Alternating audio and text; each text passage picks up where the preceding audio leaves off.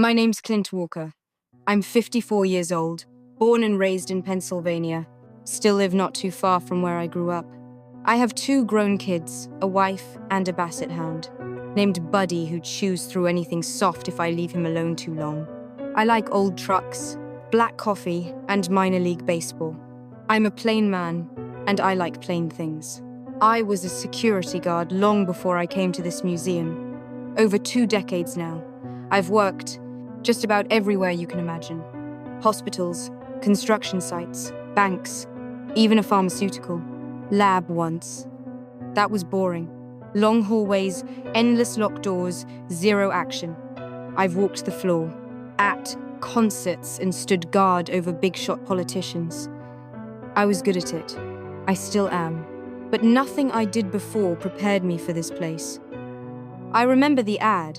It was in the back of a local paper, one of those half-page things with weird listings. It just said, "Night security wanted. Must be calm, under pressure. Excellent pay. No experience with the supernatural required. Apply in person." Weird wording, I thought. Sounded like a prank. But I needed the money. My oldest had just started college, and I didn't want him drowning in loans. So I circled it with a red pen, drove down the next day, and parked in front of a grey stone building tucked between 2 overgrown parks. Looked like a government place, quiet, cold, no signs of life. I thought it might be some kind of archive, a place for old records and dusty maps. But it wasn't. There was ivy on the walls, and a bronze plaque by the door that read, "The Museum of Monstrous Natural History." I chuckled to myself. Cute, I thought. Bet. They've got a Bigfoot footprint and a couple alien posters in there. But inside? It was something else. I got the job fast. They didn't ask many questions, just gave me a clipboard, took my fingerprints, and had me sign a pile of papers I didn't read closely enough. They did a background check while I sat in the lobby. 15 minutes later, I had a key card, a uniform, and a start date. That same night. That was 23 years ago. I haven't missed a shift since. If you're reading this, that means you're next.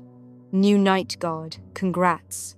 You passed the test, cleared the check, and nodded at the rules without asking too many questions.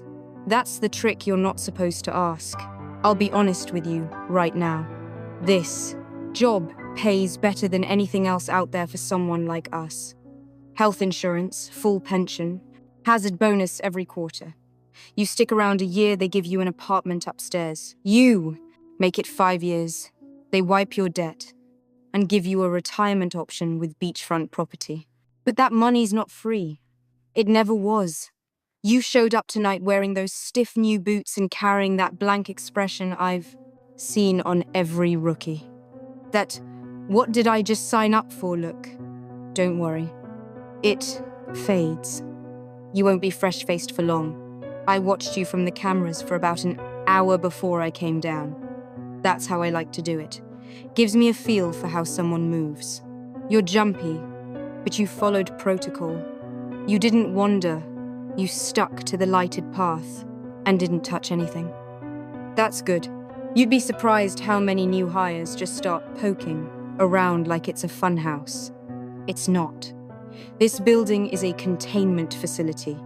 Every item on display, every bone, every jar, every scrap of folklore sealed behind glass. It's all real. Not metaphorically. Not based on legend. Real. The vampire skull in Hall B belonged to a thing that drank the blood of 37 people before it got caught in a house fire.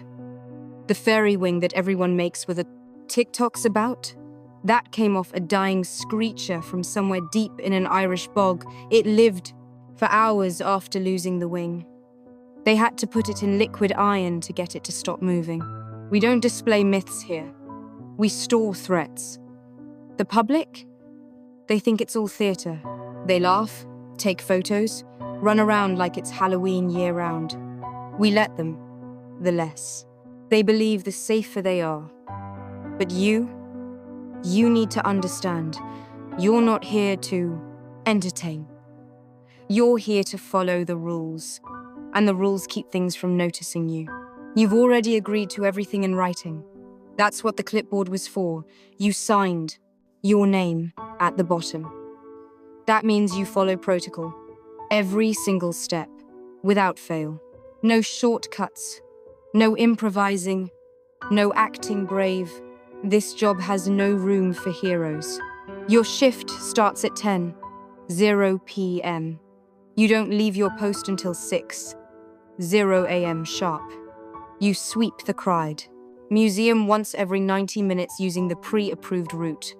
You do not enter any exhibit unless it's labeled with a green card. Yellow means locked. Red means do not open under any circumstance. If a red tag door is open, you don't go inside. You radio me, and you wait. There's a list taped to the wall in the security office. You've seen it. The white one with black ink. That list is everything. It changes sometimes. Never ask who updates it. Never ask why. Something's been added or removed. Just follow it. And here's my first real piece of advice for you. Don't try to understand this place. You won't. You can't. The rules don't make sense. The layout changes when no one's watching. The lights flicker even with brand new bulbs. It's not broken, that's just how it is. You're not here to understand. You're here to survive. The rule book they gave you is thick 50 pages, small print, no index. You won't get through it tonight. And that's okay.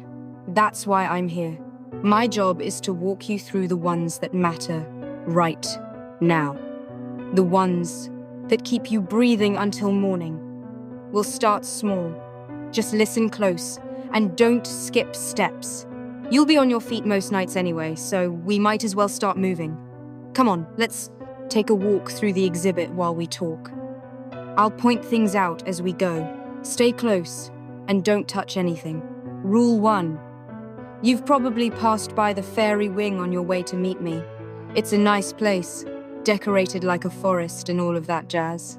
That's where most visitors stop to take selfies. Looks pretty, magical even, but there's darker stuff in this museum I need to talk to you about. Let's head towards the back rooms. It's down a short hallway marked authorized personnel only. You've got the clearance now. That badge they gave you, you earned it. Whether you live long enough to renew it, that's up to how. Well, you follow the rules. Here's rule 1. It's the first one I ever learned here. And it's the most important rule in this entire building. Never open a crate sealed with red wax. That's it. No exceptions, no explanations. You, C1, you stop whatever you're doing and call collections security. There's a dedicated number taped to the wall in every vault room. You use it, then you get out of the room and wait. Don't touch the crate. Don't try to read the label. Don't even stand near it longer than you have to. I've seen 5 in 23 years. Only 5. And that's more than most get in a whole career. These crates come from our partner agencies. Yeah, that's right, there are real teams out there. They hunt, trap, and subdue things that shouldn't exist. Most of the world never hears about it. Quiet work, classified. But they're out there. And when they find something that can't be destroyed or shouldn't be, they ship it here. Sometimes it's just bones, harmless. Sometimes it's mummified tissue from a creature that's been dead 1,000 years. Other times it's pieces of artifacts that needed to be separated. We have specialists who sort and log all that. But when red wax shows up, that's a different story. The red wax isn't for decoration. It's a warning code. If it's sealed in red, it means someone, somewhere, already tried everything else, and the only option left was to box it up and hope to God it stays that way. You might wonder why we even take deliveries like that. Why not destroy it? Why not sink it in the ocean or lock it in a vault a mile underground? Because sometimes destruction makes it worse. Some entities, they return if you break them, or if you say the wrong words near them. Some are linked to specific locations, others wake up if they feel movement or pressure. So instead, they're packed tight with sealing wards, etched with symbols I couldn't read if I tried, and they're sent here where the walls are lined with neutralizing stone and reinforced with silver mesh and layers of salt and iron. A crate marked with red wax is either holding something that looks dead but isn't, or something that's very much alive but locked down so hard it can't even blink. Doesn't matter which. You don't open it. You don't check what's inside. You don't lean close to hear if it's moving. You don't lift the lid or test the seal. That seal is all that's keeping the world on one side and the problem on the other. Your curiosity? Not worth your life. Not worth anyone's. We had a case in 2011. I remember it too well. Kid was new, maybe 19, 20 at most. Assigned upstairs for admin work, nothing to do with vaults or handling. But some crates were rerouted that week due to renovations. Left sitting in the intake hall for 12 minutes. 12. That's all it took. Kid was walking by, saw the crate. Maybe he thought it was mislabeled. Maybe he thought the red wax was just decoration part of the show. Took a crowbar and cracked it open. Didn't even get the lid off. Just cracked it enough for air to slip in. All we found afterward was the crowbar's tip melted down to slag and a single tooth buried 6 inches deep in the drywall. Small, sharp, like a shark's but twisted. The rest of him? Gone. Not a drop left. Cleanup took a week. Nobody talks about it now. Official report said, transport, loss. But ask anyone in collections and they'll all tell you the same thing. He opened a red wax crate. Now if you see one, and I hope you never do, it'll look like this.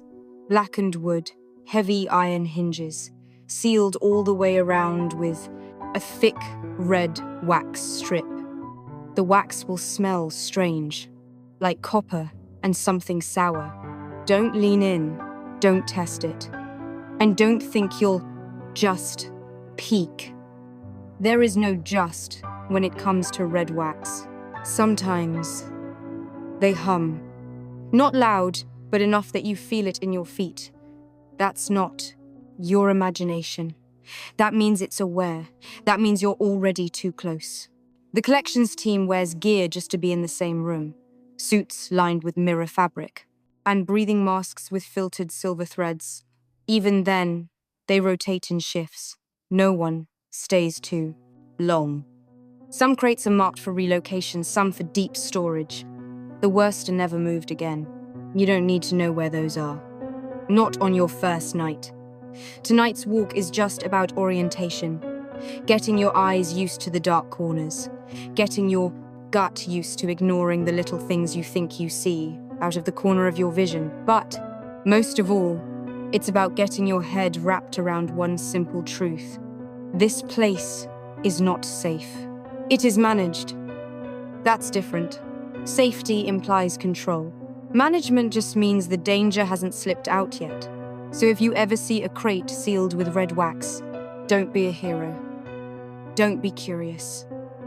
Don't even breathe near it longer than you have to. Just walk away and let the people with the gear and the guts handle it. Rule 2. You've made it through the front hall, the fairy wing, and the back corridor. So far, so good. You haven't broken anything. You haven't seen anything you can't explain. That's how the job usually starts. Quiet. Almost boring. But don't let your guard down. Here's the second rule. It's easy to remember, but not easy to believe. If you see a child sleeping in the fairy exhibit, do not wake them. You might feel the urge to help. That's natural. We're wired that way. You see a small figure curled up under the display lights, maybe wearing a school jacket or a dusty hoodie, and you think someone's kid got lost. You imagine a school group wandered off. You think maybe they hid behind the glass when the lights dimmed. That's what they want you to think. But that's not a child. Not anymore. You follow this rule, or you won't make it through your first week. If you see them locked still in sleep, head tilted just slightly, hair too neat, skin too pale, you don't go closer. You don't call out. You don't take a step forward and whisper to them or ask if they're all right. You lock the exhibit doors immediately. Then you call me. Not security dispatch. Not the front office. Me. The child is not a child. It's something else. Something left behind. In European folklore, they're called changelings, creatures put in place of the real thing. Sometimes, it's just a disguise.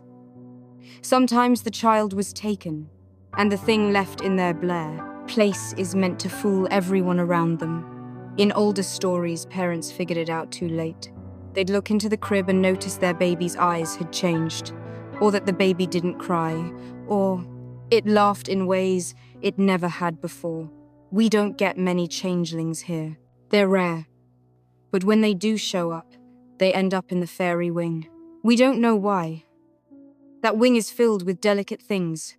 Preserved wings, bottled pollen, hair clippings from forest dwellers. But when one of those sleeping things appears, it's never in a sealed case. It's always out in the open, nestled under a silk flower or resting against the root sculpture, and it always looks like a real kid. It's not. The eyes give it away. When they open, and they do, if you speak or move too close, they're entirely black. No whites, no pupils, just deep, endless dark.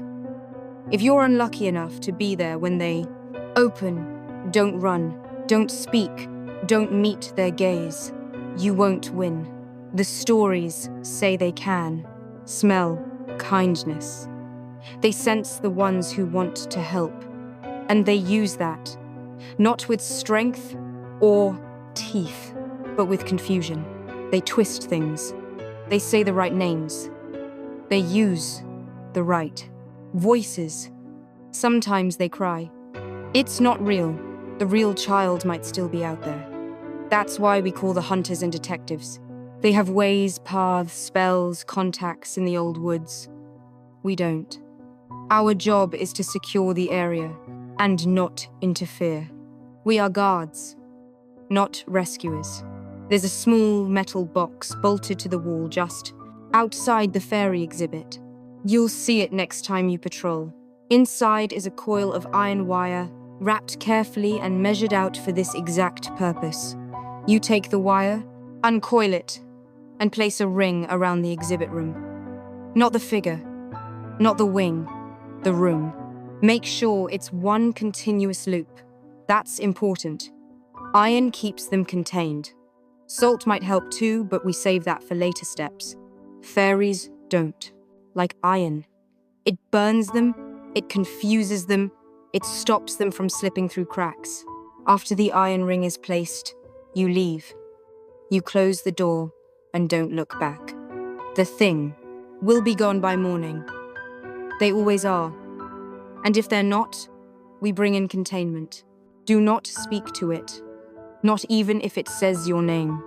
Especially if it says your name. One guy, back in 2004, didn't follow that part. He was new, friendly type. Heard a voice calling from the exhibit and thought a child was locked in overnight. He walked in, talked to it, asked questions. We didn't see him again. All they found was his lanyard, hung neatly on the glass edge of the display case, and a note scrawled in what looked like charcoal. I've gone home. His real home wasn't listed anywhere in our records. Background checks didn't find a trace. Birth certificate vanished from the system. It was like he'd been rewritten. That's what they do. Fairy lore isn't all glitter and wings. The old stories are full of warnings about the importance of respect, silence, and boundaries. They don't think like us.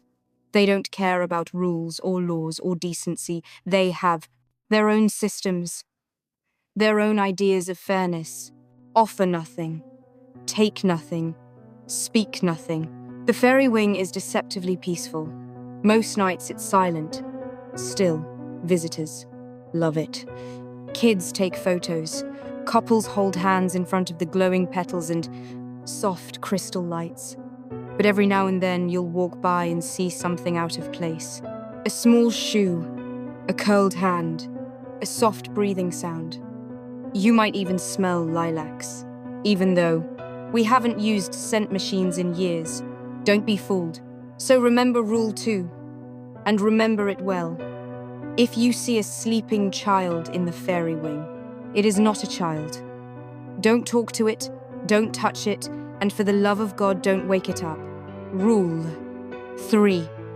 Some rules here are meant to keep you from making a fatal mistake. They're strict because if you break them, something dangerous gets out or gets in. Other rules don't protect you from harm, but guide you toward the little slivers of help that still exist in this place. Those are rarer, but they matter just as much. This rule falls into that second category. If you ever see a black cat in the museum, jet black from ears to tail, with a distinct patch of white fur, under its chin shaped exactly like a bow tie, you stop whatever you're doing and follow it. It doesn't matter what time it is, which wing you're in, or how strange the situation feels. The moment you see him, you follow immediately. No hesitation, no questions. We call him Bowtie. That's not just a nickname. It's the only name that's stuck over the decades. He's not officially listed in any museum database, not on any staff logs or animal control reports, but we've all seen the surveillance footage. His image appears clearly, never blurry, never obscured, going all the way back to 1947. Same markings, same calm, deliberate walk. Always the same cat. Not just the same species or pattern, the same cat. There's no official explanation for that, but the unofficial one goes back to the origins of this building. Before it became a public museum, it was a private collection, the kind of collection people gossiped about but never visited. It was owned and curated by a man whose name has been stripped from every record.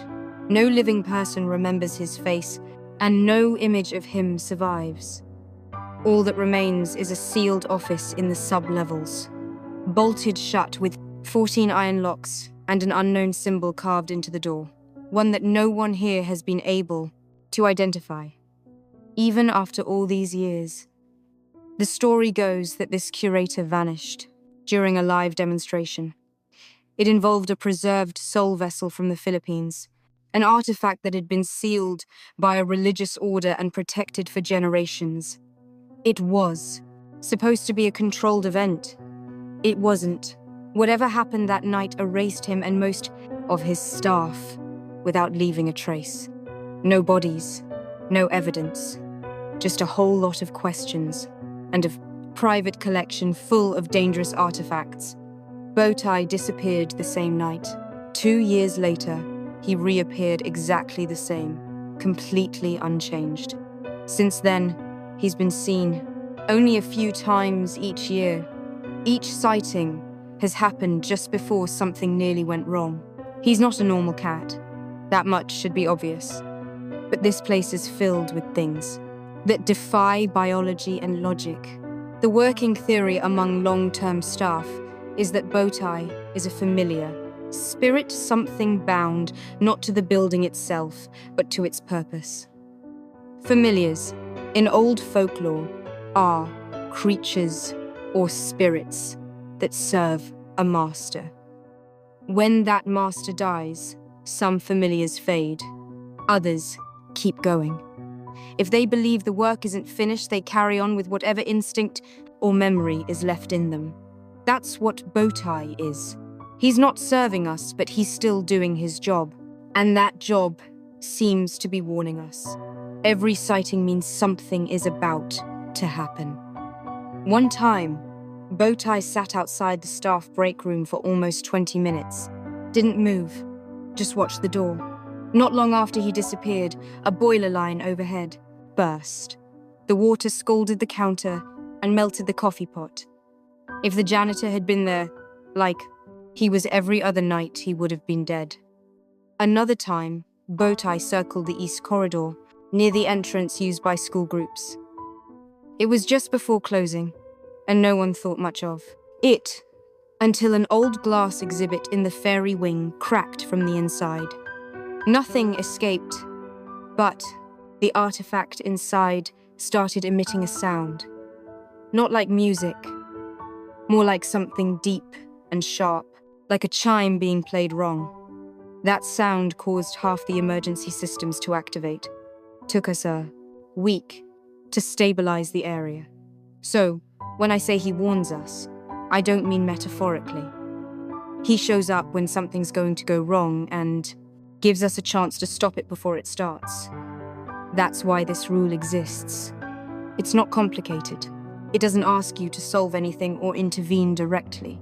All you have to do is follow. Don't call anyone. Don't try to take a picture. Don't try to trap him or feed him or talk to him. Just follow.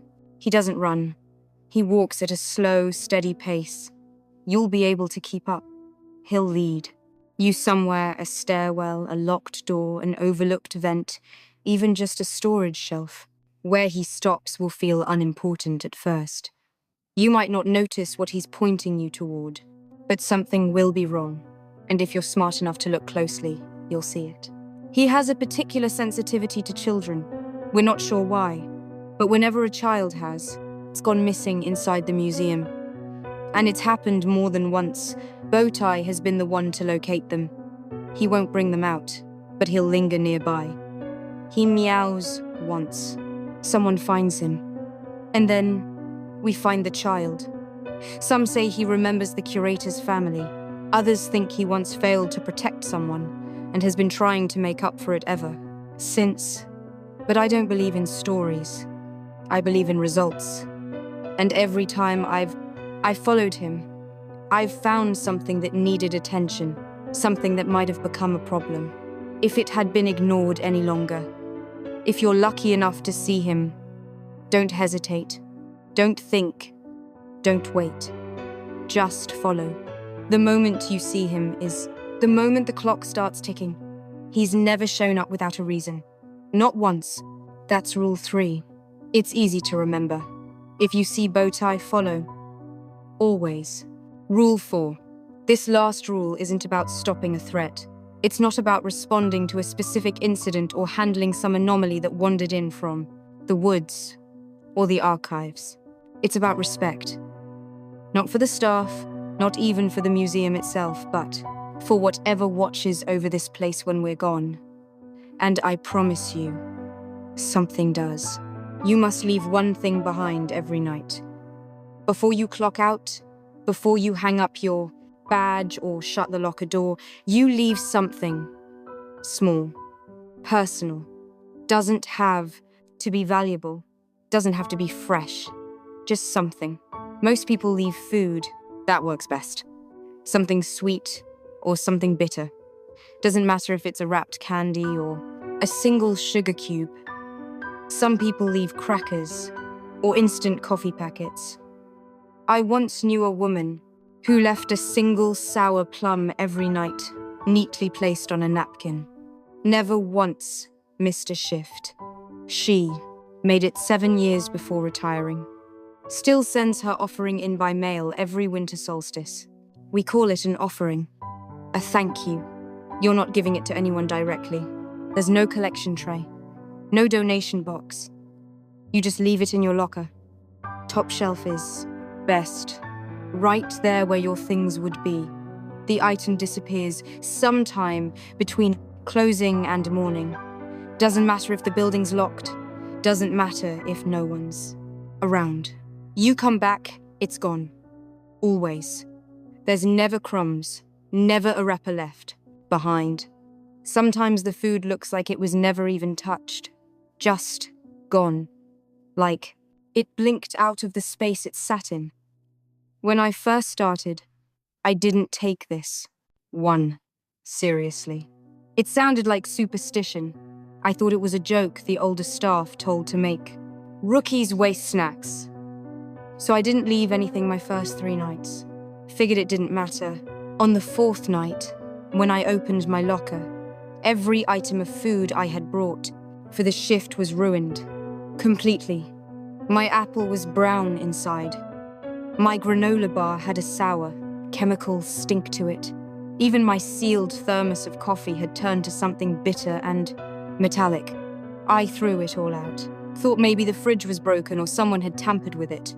But it kept happening, day after day, until I finally left something behind, a single piece of candy from my pocket. Cheap, wrapped, half melted. Next morning, the candy was gone. My food was fine again.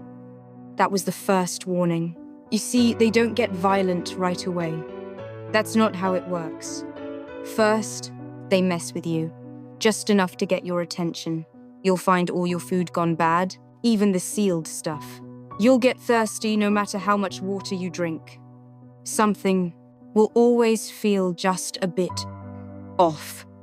And it'll stay that way until you remember what you owe. If you ignore the signs for too long, things escalate. I've seen it happen. One guard forgot his offering for 3 nights in a row. On the 4th, he slipped on the main stairs and broke his wrist in 2 places. There was no water, no obstruction. Said it felt like someone nudged him. Not hard, just enough to throw him off balance. Another guy ended up in the hospital for nearly a week.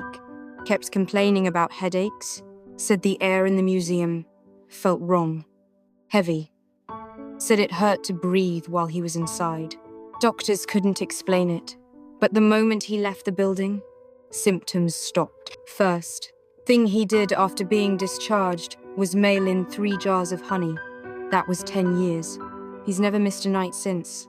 It's subtle at first. You'll want to brush it off. That's the mistake. The thing, whatever it is, doesn't yell. It doesn't make demands. It just waits. Waits for you to realize this place isn't normal, and normal rules don't apply. It wants respect. It expects ritual. And when it doesn't get it, it doesn't throw tantrums. It reminds you. Gently, at first. Then not so gently. Some of the staff have their own ideas about what we're leaving offerings for. A few think it's the museum itself. That the building is alive in some way. Not conscious exactly, but aware. Others think it's something older. Something tied to the land this place was built on. It's possible. The records before the 1930s are full of gaps, and the foundation blueprints were drawn by hand. No official signatures. We don't even know who authorized the excavation for the sublevels. They just exist. The old monster-taming texts, if you ever dig through them, mention rituals like this. Offerings made at thresholds. Bread on windowsills. Salt left in corners. Bitter herbs at the base of trees. The idea was always the same. If you respect the boundary, the thing on the other side stays there. And if you don't, well, sometimes the thing on the other side doesn't care for boundaries anymore. It's not hard. Keep a stash of wrapped candies or tea bags in your locker. Single-serving sugar packets. Old mints from the bottom of your coat pocket. Doesn't have to be fancy, it just has to. Be consistent. Every single night. No excuses. The thing, whatever it is, seems to like sugar best. Or bitter things. Nothing spicy, nothing salty. We've tried. Doesn't get taken. But sweet or bitter, always gone. Some people like to leave notes. I used to do that. Early on, just a line or 2. Never anything long. Little things like, thanks for a quiet night. Or, sore bow tie. Again, hope that was a good sign. I didn't expect a reply, and I never got one in the usual way. But writing them felt right, like I was holding up my end of a conversation I didn't fully understand. I did it for a year, maybe a little more. Eventually, I stopped not because anything bad happened, but because the habit settled into something quieter. The act of giving was enough. The notes always vanished by morning, right along with whatever offering I left. But sometimes, something else would be waiting in their place. Not often. Just enough to know it wasn't random. Once, I found a pen I'd lost 3 weeks earlier, sitting neatly on the locker shelf. Another time, a small plastic keychain from the gift shop I never remembered picking up. One morning, there was a single flower petal flat, pale blue, perfectly preserved, and resting exactly where my note had been. Whatever it is that watches over this place doesn't speak, but it understands, it notices, the ones who make time to say thank you. Not because they have to, not because they're scared, but because they want to show respect. Because they remember that even a quiet presence deserves recognition. It doesn't happen often. Most staff leave their offering and shut the door fast, eager to be done. I get it, but for those who take the time to speak, even silently, even on paper, the museum listens. And sometimes when it feels like it replies. The longer you work here, the more you'll realize this place is alive in more ways than one. That's why this rule matters, because the moment you forget what this place really is, it will remind you. Epilogue. That's the last rule for tonight. There are more, of course. A lot more. Some only matter during storms. Others are seasonal. A few only come up if the temperature in the West Wing drops below a certain point. You'll learn them. Slowly. One at a time. We all did. Now, I've got to leave you here for a bit. There's a new batch of crates in holding, and a few of them don't match the manifest. One of them's giving off heat, and another smells like burnt feathers, which is usually not a great sign. I'll need both hands on this paperwork, and maybe a fire extinguisher. But I'll keep my phone on in case anything happens.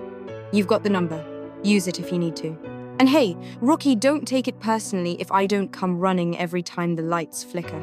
If something actually breaks the rules, you'll know. And if you're doing what you're supposed to, it won't come for you. That's the truth. Simple as it gets. So, good luck with the rest of your shift. You'll be fine. Keep your flashlight steady. Keep your eyes open. And whatever you do, don't improvise. Stick to the routine. The museum likes routine. I'll see you when your shift is over, Rookie. And hey, try not to die.